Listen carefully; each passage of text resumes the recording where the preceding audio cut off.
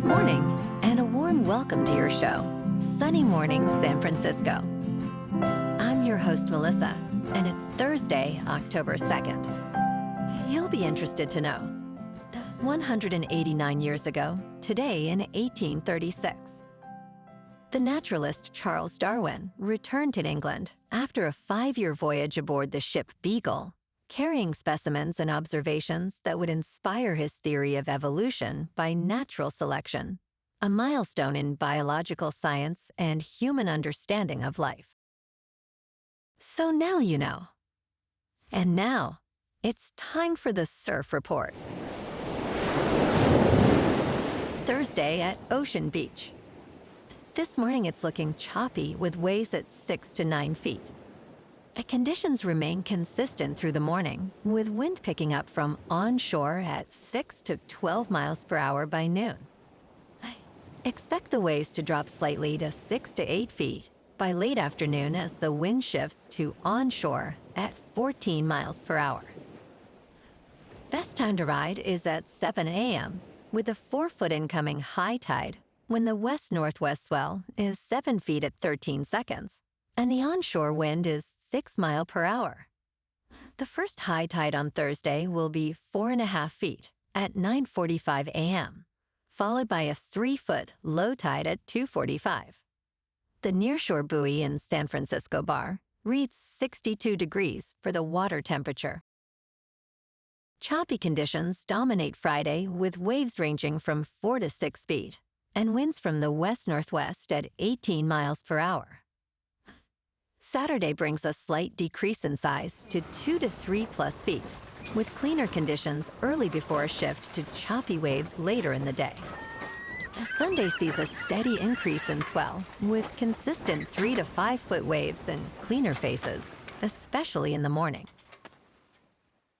This morning, it's mostly cloudy, and it feels like 63 degrees, with 6 mile per hour wind. The sunset will take place at 6:51. And it will rise again tomorrow at 7:07. Looking ahead in the weather. Friday will be mostly sunny with a high near 62 and northwest winds of about 14 to 17 miles per hour, gusting up to 22. Saturday through Monday stay mostly sunny with highs near 63 and cool nights in the mid-50s. Bonjour, food enthusiasts. This podcast is brought to you by Versailles Cafe and Pastries in Encinitas. Nestled on El Camino Real South, just north of Encinitas Boulevard, this cafe is a haven for culinary delights. Indulge in their amazing Eggs Benedict or their gluten-free crepes. You can grab a panini for lunch or just breeze on through to get your morning coffee. They are open every day from 8 to 5. So stop on by and don't forget to tell them Sunny Morning sent you.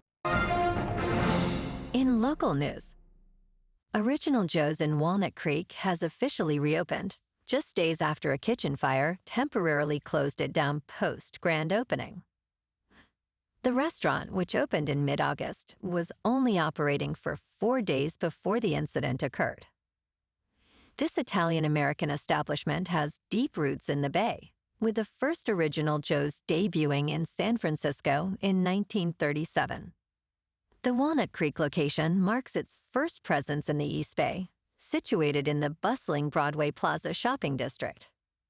Founded by Croatian immigrant Tony Rodden, the family-run business has continued to thrive, serving beloved old-school Italian-American cuisine.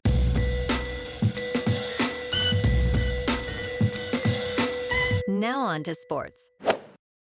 The Big Ten is in discussions about a private capital deal that would infuse at least $2 billion into the league and its schools, sources told ESPN on Wednesday. The discussions include a 10-year extension of the league's grant of rights until 2046, ensuring long-term stability. The private capital deal and grant of rights extension have been discussed for months, presenting a distinct blow to outside entities attempting to form super leagues. A decision on the private capital deal is expected soon, with 3 entities under consideration.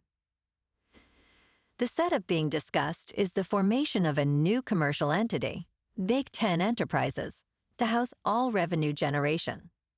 And tonight on Thursday Night Football, the 3-1 49ers are at the 3-1 Rams. Kickoff is at 8:15 p.m. on Amazon Prime Video. Los Angeles is favored by 8.5, and the over-under is 45.5. In local sports, the San Francisco 49ers defensive line faces a considerable challenge with star pass rusher Nick Bosa sidelined for the rest of the 2025 season due to an anterior cruciate ligament tear. However, the faithful remain optimistic that other players will rise to the occasion in Bosa's absence. In a recent poll by NBC Sports Bay Area, first-round 2025 National Football League draft pick Mykel Williams received the most support, with 43.8% of fans believing he will record the most sacks while Bosa recovers. In close second was off-season addition Bryce Huff at 38.7%. Despite not having any sacks this season, Huff praised Williams, stating, "Mykel has been on point." Huff also emphasized the team's next man-up mentality as they strive to maintain performance levels without Bosa. In top news, many services ground to a halt as the federal government shuts down. Much of the federal government is now shut down after Republicans and Democrats in the Senate failed to agree on a funding plan. A Senate vote to reopen the government failed on Wednesday, as many federal agencies ceased operations. The Republican-controlled House passed a bill to fund the government through November 21st, but Senate Democrats refused to support it. Critical services like Social Security and Medicare will continue, but delays are expected. About 750,000 federal employees may be furloughed daily. President Trump hinted at possible mass firings of federal workers. In business news, for United States business schools, local challenges could bring global solutions. Stanford University holds on to the top spot among full-time Master of Business Administration programs in the United States. Overall, shifts are underway globally that could result in long-term, fundamental changes. Students again weigh career prospects as a top interest post-degree. Consulting, technology, and finance account for the largest share of new jobs within 3 months of graduation. All this poses an intriguing question. Is the future of business education starting to move abroad, even if slowly? The complete list of schools and detailed methodology are available at bloomberg.com/businessschools. In crypto movement, Bitcoin is up 4% to just under $119,000. Ethereum is up 5% to just under $4,400. And XRP is up 4% to $2.96. Moving on to a more local vibe. In our community spotlight on health and wellness, we are working with a national Pilates studio to bring you some free classes, so listen up. Check out Club Pilates, with several locations in the San Diego area. Pilates presents a comprehensive wellness approach, cultivating strength, reducing tension, and elevating mental well-being. Scientific research affirms its benefits. So now you can check out Club Pilates for a free class, with locations in Encinitas, Solana Beach, Oceanside, La Jolla, and more. Just be sure to tell them Sunny Morning sent you by. And now, back to the show. Let's talk tech. Startup Anything has achieved a remarkable valuation of $100 million after reaching $2 million in annual recurring revenue in just 2 weeks. Vibe Coding, which utilizes artificial intelligence-powered coding tools to create apps and websites through natural language prompts, is rapidly gaining popularity. Co-founders Drova Min and Marcus Lowe aim to assist non-technical users in developing complete applications. Ammon stated that users have already created fully functional apps, such as a habit tracker and a hairstyle try-on app.